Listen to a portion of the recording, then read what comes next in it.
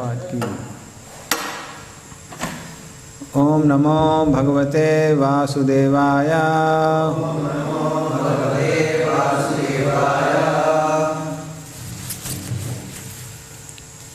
ओम नमो भगवते वासुदेवाय।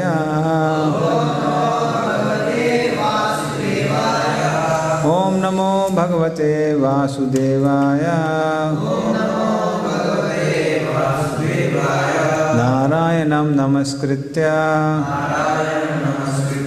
नरं चैव नरोत्तमं देवीं सरस्वतीं व्यासं ततो जायामुदीरये। नष्टप्रायेषु भद्रेषु नित्यं भागवत सेवया भगवती उत्तम श्लोके भक्तिर्भवति नैष्टिकी। कृष्णाय वासुदेवाय देवकी नंदनाय च नंदगोपकुमाराय गोविंदाय नमो नमः।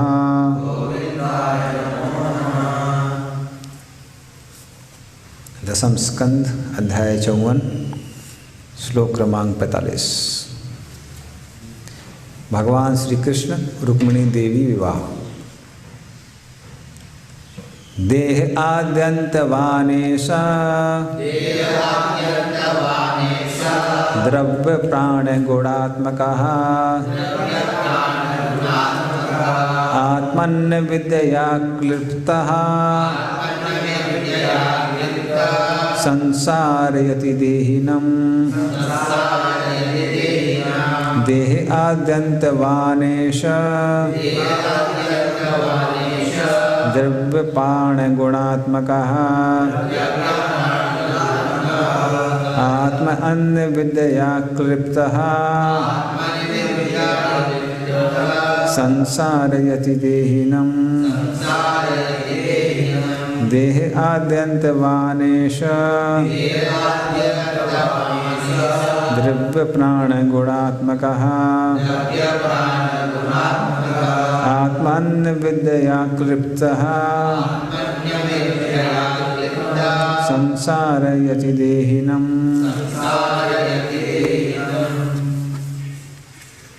दोहराइए। हरे कृष्ण।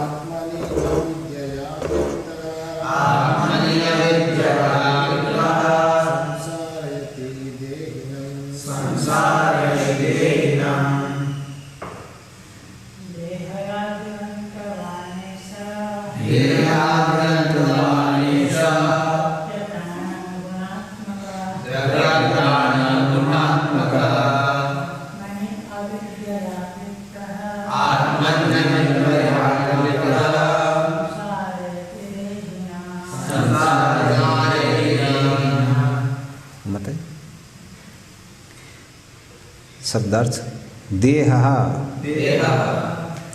भौतिक शरीर आदि प्रारंभ अंत तथा अंत वान से युक्त एषः यह द्रव्य भौतिक तत्वों का प्राण इंद्रियां गुण तथा भौतिक प्रकृति के मूल गुण सात्विक रजो तथा तमो आत्मकः रचित आत्मनि आत्मा में अविद्या भौतिक अज्ञान का क्लिप्तः थोपा हुआ, संसारयति जन्म तथा मृत्यु के चक्र का बोध करता है, बोध कराता है। देहिनम देहधारी को। भावार्थ और तात्पर्य शिल्पोपाद के शिष्य द्वारा शिल्पोपाद की भावार्थ। यह भौतिक शरीर जिसका आदि तथा अंत है, भौतिक तत्वों, इंद्रियों तथा प्रकृति के गुणों से बना हुआ होता है।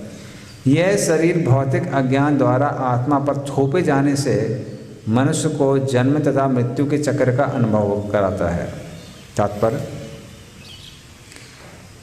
भौतिक शरीर जो कि विविध भौतिक गुणों, तत्वों इत्यादि से बना हुआ है, बद्ध जीव को आकर्षित विकर्षित करता रहता है और उसे भाव बंधन में उलझा लेता है। हम अपने ही शरीर तथा अन्य शरीरों के प्रति आकर्षण विकर्षण से ही अस्थायी संबंध स्थापित करते हैं।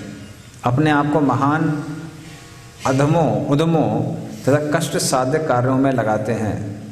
हम काल्पनिक धर्मों को गढ़ते हैं, बढ़िया व्याख्यान देते हैं और भौतिक मोह में अपने आप को पूर्ण रूप से लिप्त कर लेते हैं।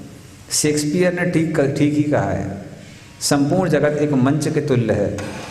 इस अशिष्टता पूर्ण भौतिक संसार रूपी मंच के परे ही वास्तविक तथा सार्थक कृष्ण भावनामृत का विश्व है, जो श्री भगवान की प्रेममयी भक्ति में लगे शुद्ध जीवों का मुक्त जीवन है। हरे कृष्ण। ओम अज्ञानतिमिरन्धस्य ज्ञानाञ्जनशलाकया चक्षुरुन्मिलितं येन तस्मै श्रीगुरवे नमः। श्रीचैतन्यमनोभीष्टं स्थापितं येन भूतले स्वयं रूपकदा मह्यं ददाति सपदान्तिकं। वन्देऽहं श्रीगुरोः श्रीयुतापदकमलं श्रीगुरून् वैष्णवांश्च। श्रीरूपं सागरजातं सहगना रघुनाथान्वितं तं सजीवं साद्वैतं सावधूतं परिजनसहितं कृष्णचैतन्यदेवं श्रीराधाकृष्णपादान् सहगना ललिता श्रीविशाखान्वितांश्च। नमो विष्णुपादाय कृष्णप्रेष्ठाय भूतले श्रीमते भक्तिवेदान्त स्वामिनिति नामिने। नमस्ते सारस्वते देवे गौरवाणी प्रचारिणे निर्विशेष शून्यवादी पाश्चात्यदेशतारिणे। वाञ्छाकल्पतरुभ्यश्च कृपा सिन्धुभ्येव च पतितानां पावनेभ्यो वैष्णवेभ्यो नमो नमः। नमो महावदन्याय कृष्णप्रेमप्रदायते कृष्णाय कृष्णचैतन्य नाम्ने गौरतसे नमः। हे कृष्णा करुणा सिंधु दीनबंधु जगतपते गोपेशा गोपिका कांता राधा कांता नमोस्तुते। तप्त कांचन गौरांगी श्री राधे वृंदावनेश्वरी वृषभानुसुते देवी प्रणमामि हरिप्रिये। नीलाचल निवासाय नित्याय परमात्मने बलभद्र सुभद्राभ्यां जगन्नाथाय ते नमः। जय श्री कृष्ण चैतन्य प्रभु नित्यानंद श्री अद्वैत गदाधर शिवासादि गौर भक्तवृंद। हरे कृष्णा कृष्णा कृष्णा हरे हरे, हरे राम राम राम हरे हरे।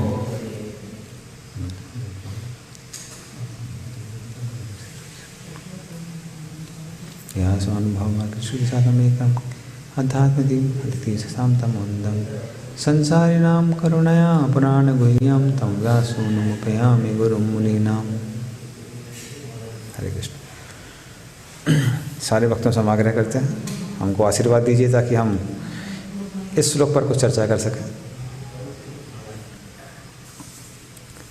तो अभी ये जो श्लोक है ये आदि गुरु जो बलराम जी हैं, तो आदि गुरु के उनका प्रवचन है वो क्लास दे रहे हैं अभी रुक्मिणी जी को। तो हम देखते हैं कैसे रुक्मिणी हरण के बाद में कृष्ण रुक्मिणी को हरण करके जब लेके जाते हैं तो उनका जो भाई था रुक्मी वो प्रण लेता है कि जब तक हम कृष्ण को बंदी बना के नहीं लाएंगे, उसको पराजित नहीं करेंगे, तब तक हम अपनी राजधानी में प्रवेश नहीं करेंगे। इसलिए बाद में राजधानी बदलनी पड़ती है। तो प्रतिज्ञा थोड़ा सोच समझ के लेना चाहिए, और वो भी अकेले में लेता तो फिर भी अच्छा था। सबके पब्लिकली सबके सामने प्रतिज्ञा ले ली। तो इस तरह से उसको पराजित करने के बाद जब कृष्ण उसका मुंडन करते हैं, मुंडन करने वाले होते हैं, तो वहाँ रुक्मिणी को लगता है कृष्ण मार देंगे उसको, तो मुंडन कर रहे थे, रुक्मिणी मार नहीं रहे थे, लेकिन वो रोने लगती इसलिए। तो हम लोग एग्ज़ाम में आया था आने वाला आज है कि जो बहन होती है, बहन करुणा का स्वरूप होती है। बंगाली में कहावत है, उससे आता है। भगनी क्या था कुछ तो, हाँ भगनी दया मूर्ति। तो जो बहन होती है वो दया की मूर्ति होती है, तो इसलिए वो करुणा के कारण वो रोने लगती हैं। जबकि रुक्मी क्या कर रहा था, बिना उनकी मर्जी के ज़बरदस्ती शिशुपाल से शादी करा रहा था, लेकिन फिर भी उसकी प्रति भी दया किसकी थी, रुक्मिणी की दया थी। और फिर बलराम जी वो मीडियोकर का काम करते हैं, कृष्ण को कहने लगते हैं, अरे अरे कृष्ण तुम जो कर रहे हो उचित नहीं है। हाँ, अपने रिश्तेदार हैं, हाँ, सहोदर हैं हमारे, और उनको आप क्या कर रहे हैं, उनको मारने जा रहे हैं, ये तो उचित नहीं है।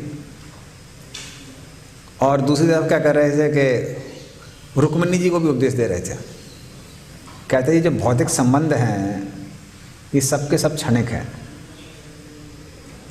सब शरीर से संबंधित हैं और ये सब आते जाते रहते हैं।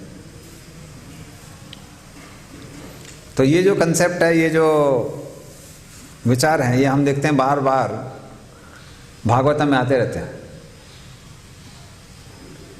क्योंकि भागवतम हम देखेंगे तो यही समझ में आता है कि कृष्ण को छोड़ के अन्य कोई भी संसार में हमको बचा नहीं सकता है।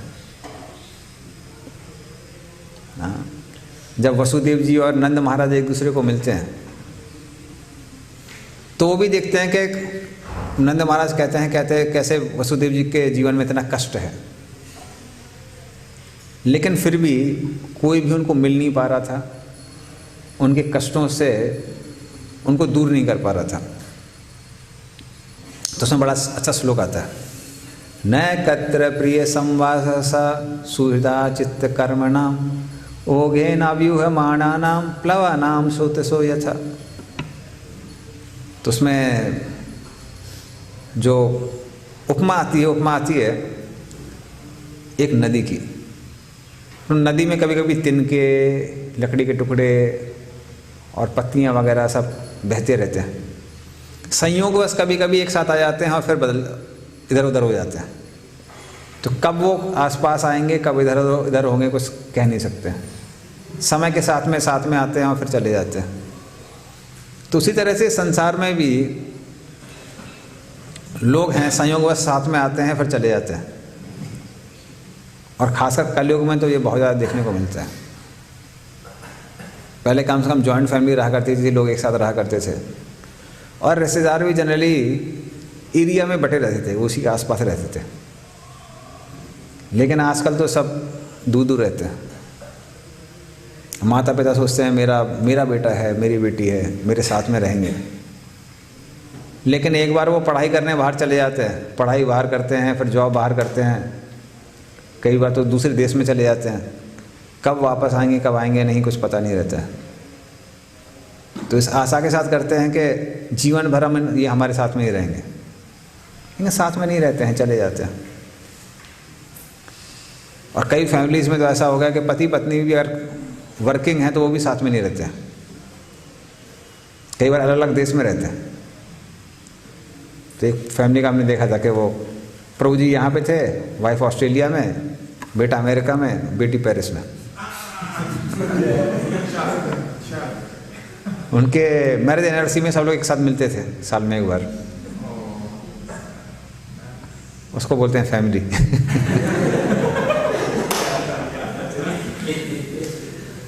तो उस तरह से लोग आस पास में आते हैं फिर दूर हो जाते हैं। तो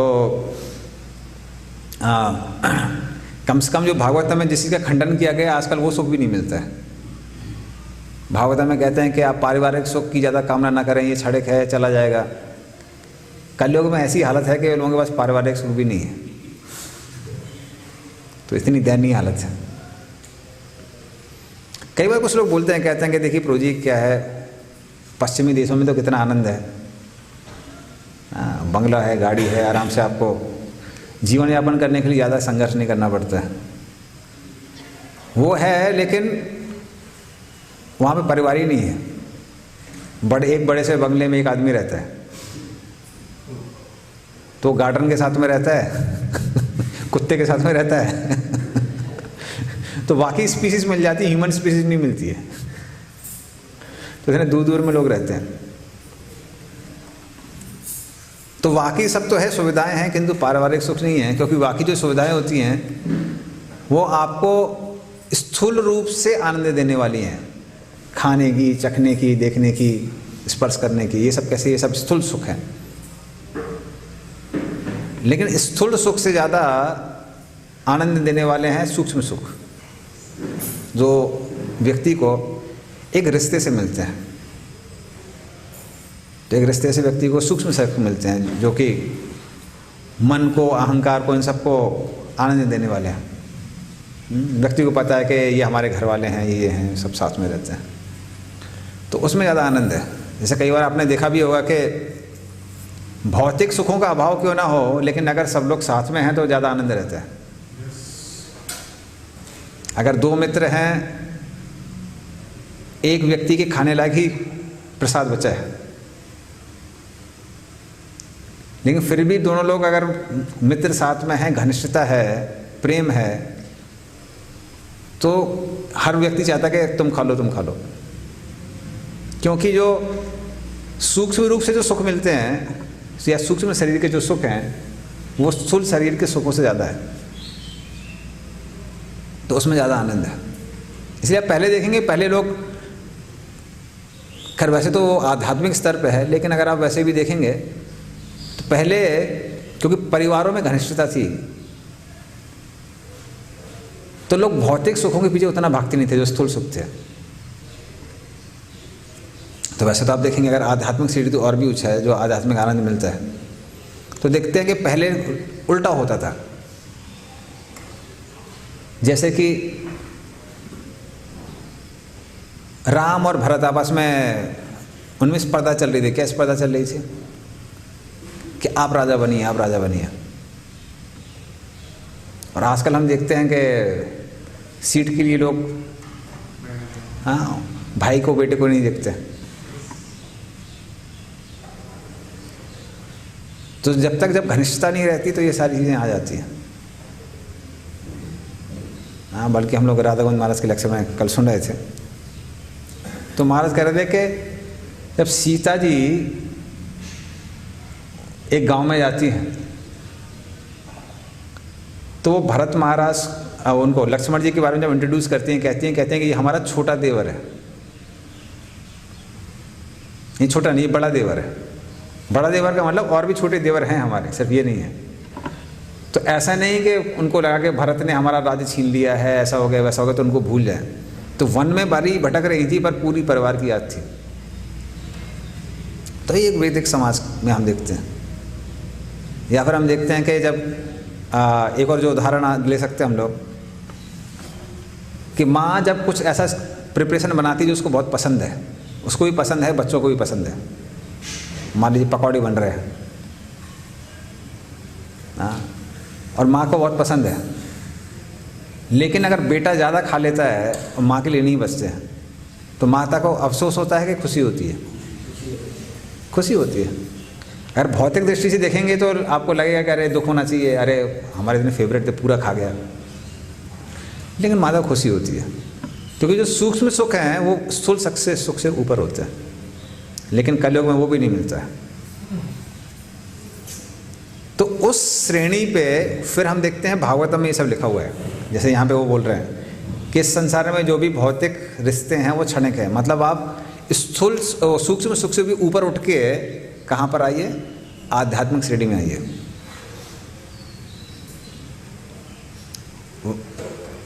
तो इसलिए भागवतम पढ़ने के पहले भागवतम का जो कल्चर है उस समय के जो वो समझ में आना चाहिए। वो कई बार समझ में नहीं आता तो लोगों को इतना भी समझ में नहीं आता है। जैसे एक वक्त एक बार क्लास में एक प्रश्न पूछ रहे थे, हमको अभी याद है एल्बर्ट रोड में तो वो कह रहे थे, कह रहे लगता है प्रभु जी जो पश्चिमी देशों के लोग हैं उनके अंदर वैराग्य ज़्यादा दिखाई देता है। तो स्पीकर ने पूछा क्यों? कह रहे थे कि यहाँ पे ना लोग अपने बच्चों से, पति पत्नी, इन सब में कितना आसक्त रहते हैं, वहाँ पे एकदम डिटैच रहता है। 3 शादी हो गई, 4 शादी हो गई, कोई मतलब ही नहीं है, कोई टेंशन ही नहीं है, एकदम आराम से यहाँ घूमते हैं वहाँ घूमते हैं। लगता है उनके अंदर वैराग्य हम लोगों से ज़्यादा है। तो भले ही भारत में लोग आध्यात्म की जो प्रैक्टिस है ज़्यादा करते हैं, पर लगता है विदेश में ज़्यादा वैराग्य हैं या वैराग्य कम है। तो वैराग्य कम नहीं है, उल्टा है। पश्चिमी देशों में ऐसा हालत है कि लोग इतने ज़्यादा स्वार्थी हैं कि वो परिवार वालों के बारे में भी नहीं सोचते हैं, परिवार वालों से भी मतलब नहीं है। कम से कम पहले वैदिक समाज में लोग कम से कम घर परिवार के बारे में, देश के बारे में, किसी के बारे में तो सोचते हैं। लेकिन आजकल लोग इतने ज़्यादा सेल्फ सेंटर्ड हो गए हैं, इतने ज़्यादा स्वार्थी हो गए हैं कि अपने को छोड़ के वो परिवार वालों के बारे में नहीं सोचते।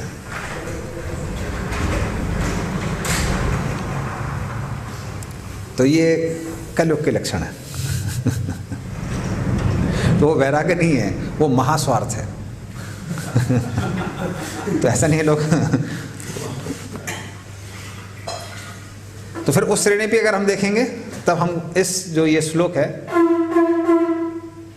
उसको हम लोग अच्छे से समझ सकते हैं। और तो इस श्लोक में बलराम जी क्या कह रहे हैं? जय श्री श्री निताय गौरांग की।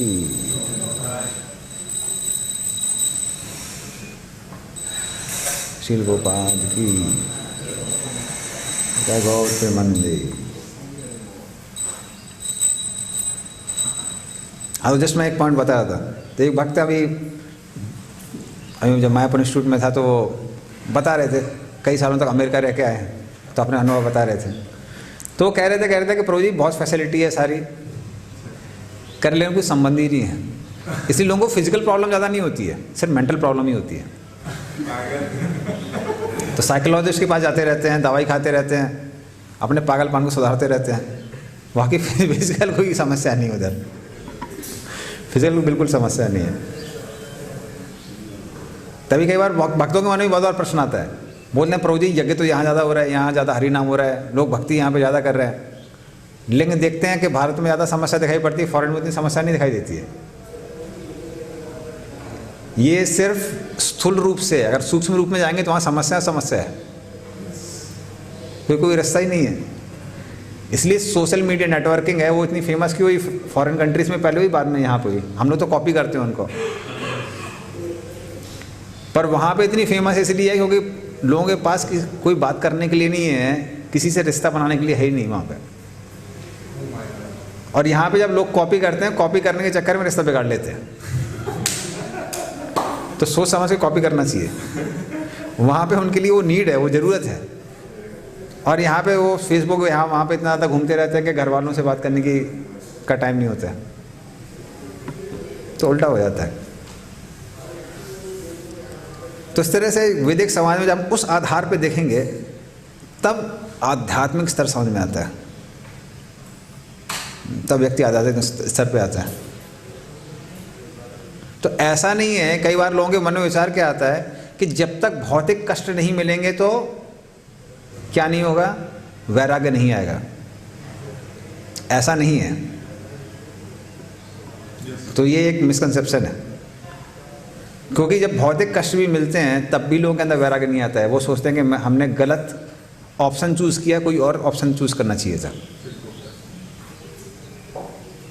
तो अगर पति पत्नी में अच्छे से नहीं बन रही है, झगड़ा हो रहा है, तो लोग किसी और को ढूंढते रहते हैं, बोले इससे नहीं बन रही है, किसी और से बनेगी। तो वैराग्य आता है, भक्ति करने से ही वैराग्य आता है, अन्य किसी चीज से वैराग्य नहीं आता है। क्योंकि जब तक हमारा नित्य रिश्ता नहीं जुड़ेगा भगवान के साथ में, वो रिश्ता जो अजर अमर है, तब तक हम इन भौतिक रिश्तों से आकर्षण नहीं छोड़ सकते हैं, संभव नहीं है। उसका अभाव होना बात अलग है, लेकिन वो इच्छा ना होना वो बात अलग है, वो वैराग्य होना अलग है।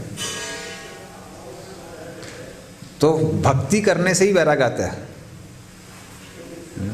तो ज्ञान और वैराग्य ये दोनों के दोनों भक्ति के पुत्र हैं। बिना भक्ति किए ना ही ज्ञान मिलेगा और ना ही वैराग्य मिलेगा। तो मात्र चीज़ों के अभाव से व्यक्ति के अंदर वैराग्य नहीं आता है। अगर ऐसा होता तो संसार में जितने भी भिखारी हैं उनको बहुत बड़ा वैरागी होना चाहिए था। लेकिन आप देखते हैं कि वो वैराग्य नहीं होता है, वरना फूड फॉर लाइफ में खिचड़ी मिलती रहती है। तो ऐसा नहीं कि भिखारी वहाँ पे 3 टाइम खाते हैं।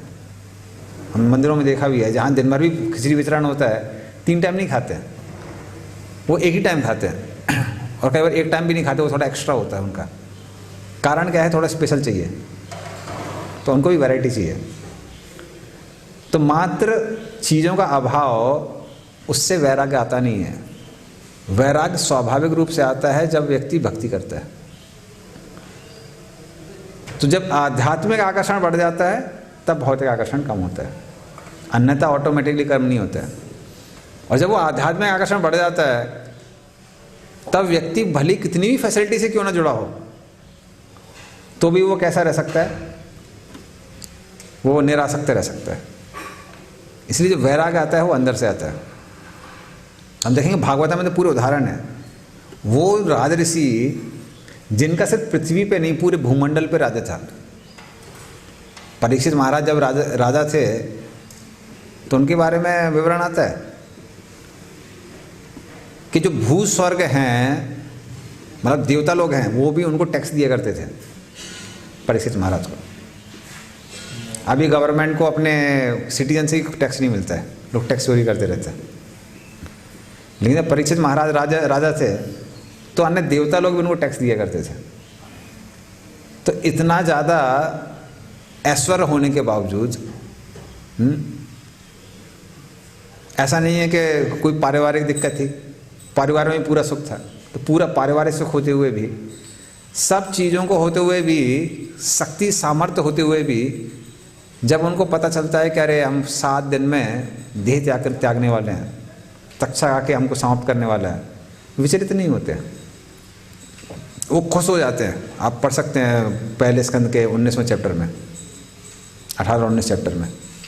तो वो तो खुश हो जाते हैं, कहते हैं कम से कम अब हमने जो समीक ऋषि का अपमान किया था वो हम दोबारा नहीं करेंगे, क्योंकि उसका कर्मों का क्या मिलने वाला है? परिणाम मिलने वाला है। तो विचलित नहीं होते, ऊपर से क्या करते हैं? श्रीमद् भागवतम सुनने चले जाते हैं, सब कुछ छोड़ देते हैं। तो इतना वैराग्य कहाँ से आया? इतने सब कुछ सुविधाएं होने के बावजूद भी। तो वो नेचुरली आता है। कब आता है? जब हम भक्ति में प्रगति करते हैं। तो ये ऑटोमेटिक नहीं होता है। तो वहाँ पे, यहाँ पे इस श्लोक में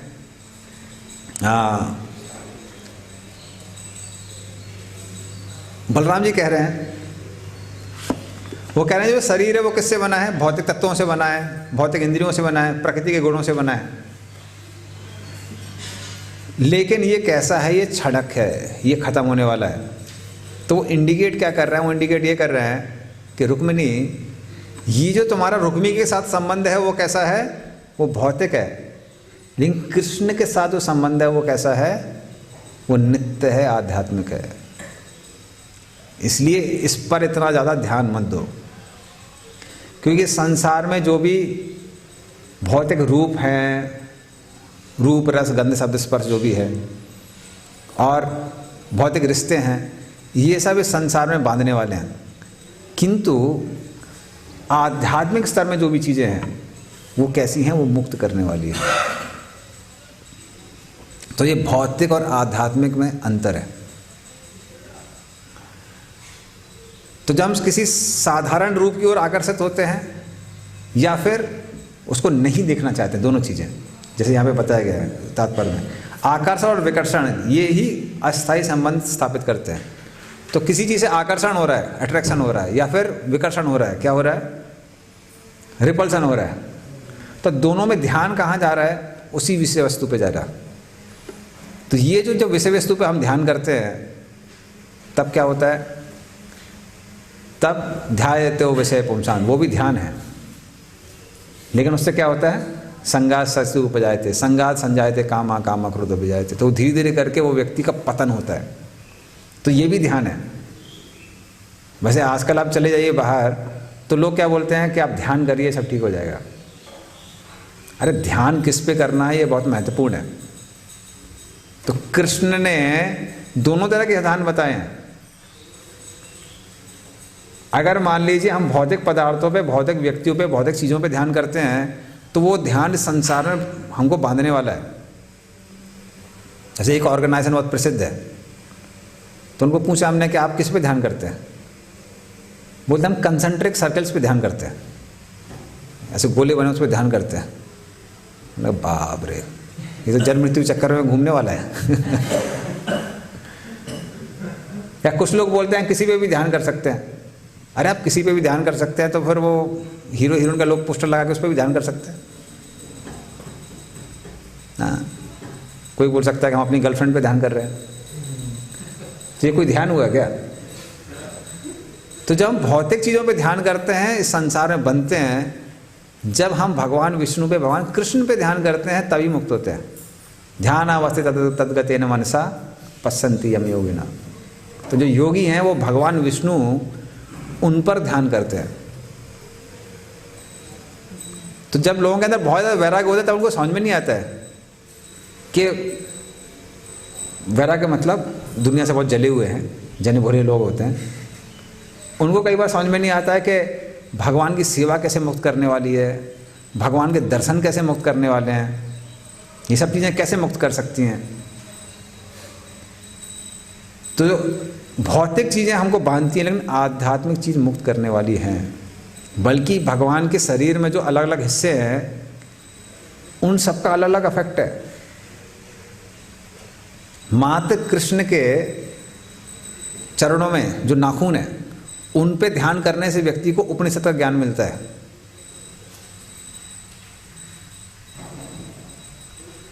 तो इतना शक्ति है। कृष्ण के चरणों में जो चिन्ह हैं वो चिन्हों से भी अलग अलग लाभ प्राप्त होते हैं।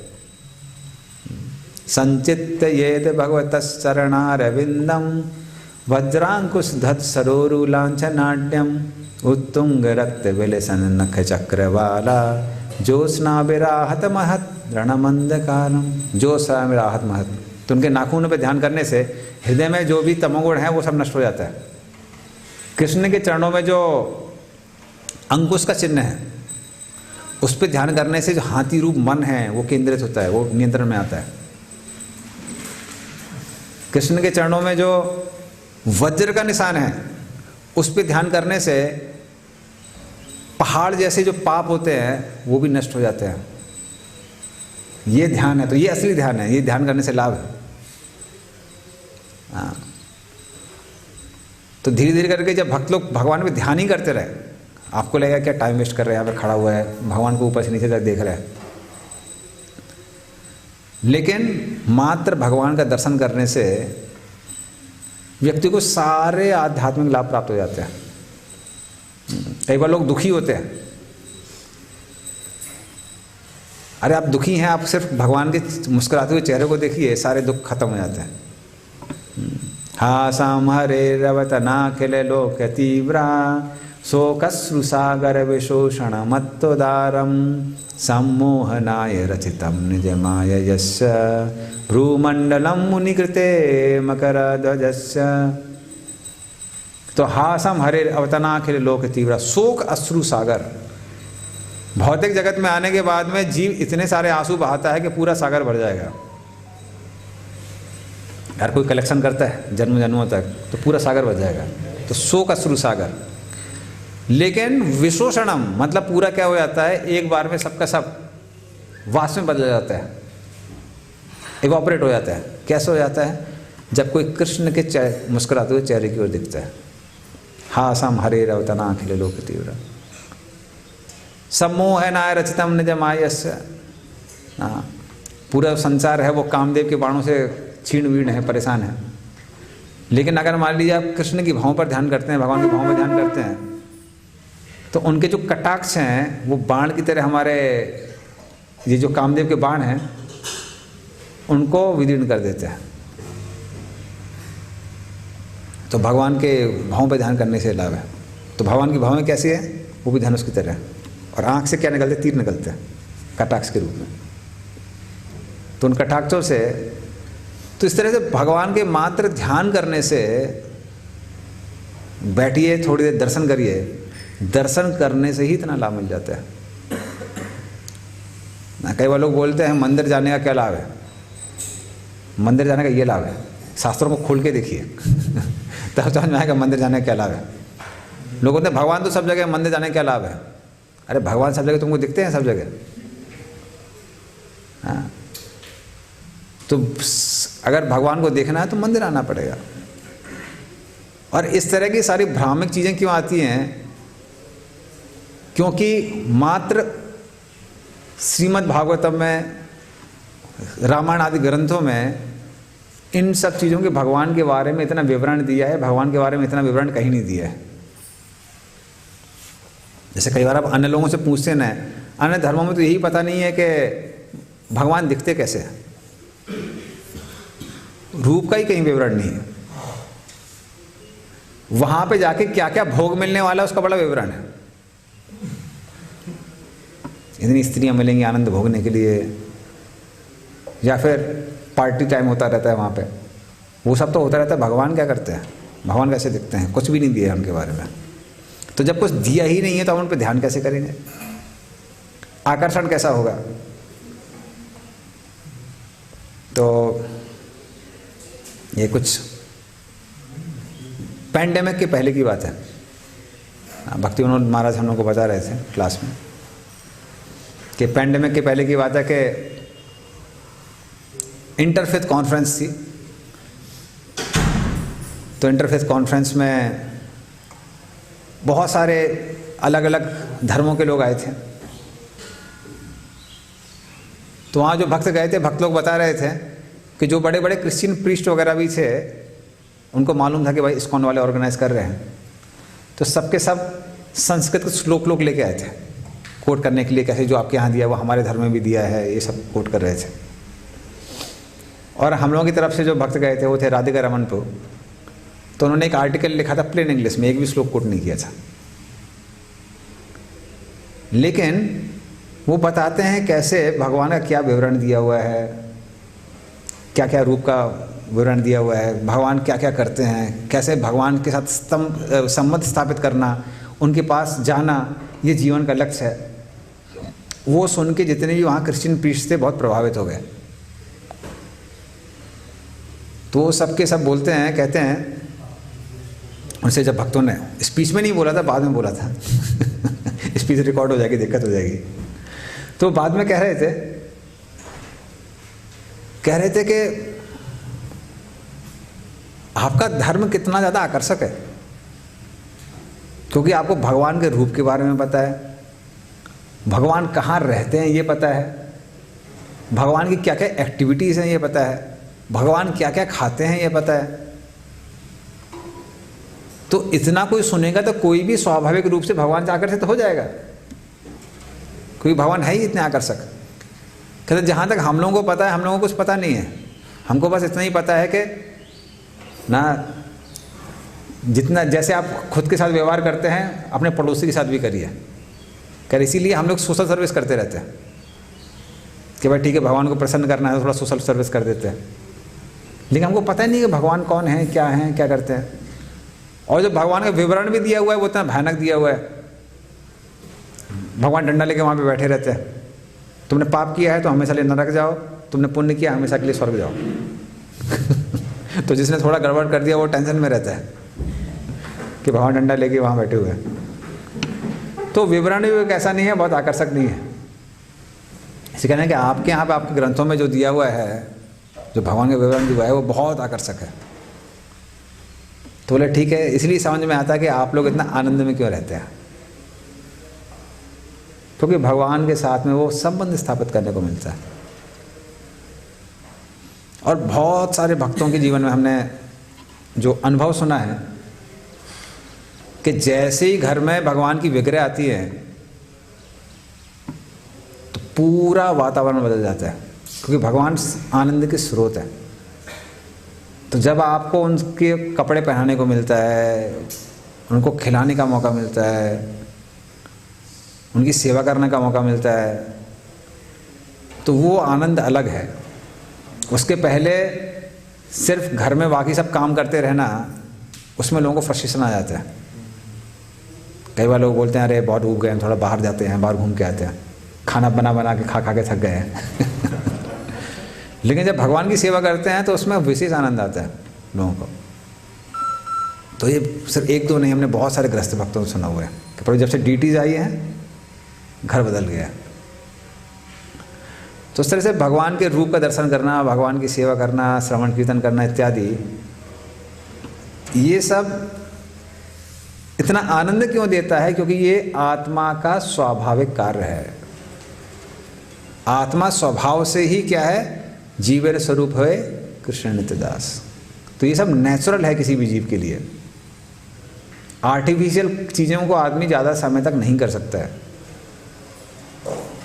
जैसे अगर कोई ड्रामा में एक्टिंग करने के लिए बोला जाए तो कुछ समय के लिए लोग एक्टिंग कर सकते हैं, लेकिन आपको बोला ज़िंदगी भर ही एक्टिंग करनी है, आपको ज़िंदगी भर भिखारी का रोल करना है, कटोरा लेके बैठे रहिए हावड़ा स्टेशन के सामने, आप भिखारी नहीं हैं पर सिर्फ एक्टिंग करनी है। तो 2-4 दिन तो अच्छा लगेगा, उसका दिमाग खराब हो जाएगा, बोले हो गई एक्टिंग, हमको कोई ड्रामा नहीं करना है। तो कष्टप्रद है, वो आनंद देने वाला नहीं है। जो चीज़ नेचुरल होती है, स्वाभाविक होती है, वो आनंद देने वाली है। तो इस तरह से जीव के लिए जो नेचुरल है वो क्या है? भगवान की सेवा करना, भजन कीर्तन करना। तो ये सब भगवान उस जीव के लिए स्वाभाविक है। तो इसको करने में जो आनंद है वह अन्य किसी चीज़ में आनंद नहीं है। इसलिए प्रभुपाद कभी कभी बोला करते थे, कहते I have cursed my disciple, they can never enjoy this world. मैंने अपने सारे शिष्यों को एक श्राप दिया है कि वो इस बाहर की दुनिया में आनंद नहीं ले सकते हैं, क्योंकि आध्यात्मिक आनंद इतना अच्छा है, इतना ज़्यादा है कि एक बार ये आनंद मिलने लगता है, बाकी सारे आनंद इतने फीके लगने लगते हैं कि आदमी कहीं का बस से ही नहीं है। अभी भक्ति कर रहा है तो यहीं पे रहना पड़ेगा, छोड़ के भाग के कहीं बाहर नहीं आ सकते हैं, संभव ही नहीं है। हाँ, तो क्योंकि ये स्वाभाविक है, हर जीव के लिए स्वाभाविक है। इसलिए विश्वनाथ चक्रवर्ती ठाकुर जब इस श्लोक में टिप्पणी लिखते हैं, व्यवसायत्मिका बुद्धि के कुरु नंदना बहुसा के अनंत से बुद्धि अविषयी नाम, ये जो श्लोक था विश्वनाथ चक्रवर्ती ठाकुर की टिप्पणी को पढ़ के प्रभुपाद को प्रेरणा मिली कि गुरु की आज्ञा का पालन करते हुए विदेश में जाकर प्रचार करना है।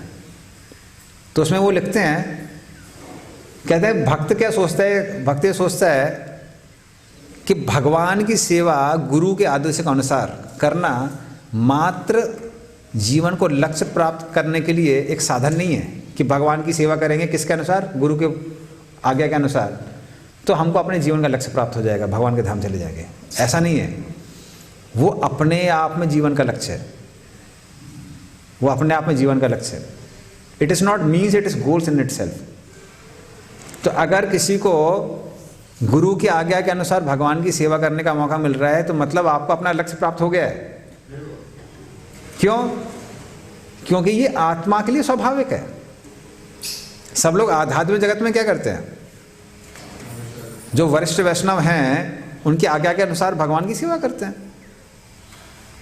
तो अगर वो प्राप्त हो गया है तो वो जीवन का लक्ष्य प्राप्त हो गया, और कुछ नहीं चाहिए जीवन में। तो उस तरह से हम देखते हैं कि बलराम जी उसी के ऊपर फोकस कर रहे हैं कि कृष्ण के साथ जो संबंध है वो कैसा है, नित्य है। अन्य चीज़ें संसार में कैसी हैं, क्षणिक है। तो इन शब्दों के साथ हम विराम देंगे। कि जो कोई प्रश्न है जो पूछ सकते हैं, 1.5 मिनट है।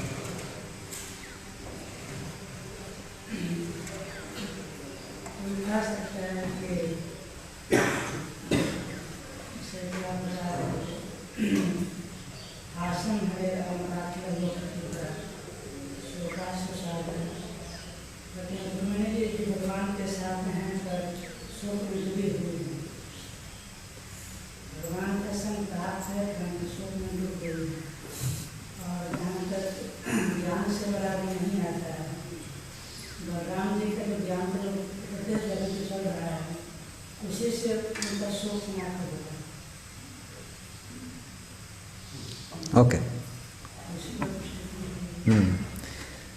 तो अच्छे प्रश्न पूछे। पहला कैसा लग रहा है कि यशोदा माई शोक में डूबी हुई हैं, कृष्ण छोड़ के चले गए हैं, सारे ब्रजवासी शोक में डूबे हुए हैं।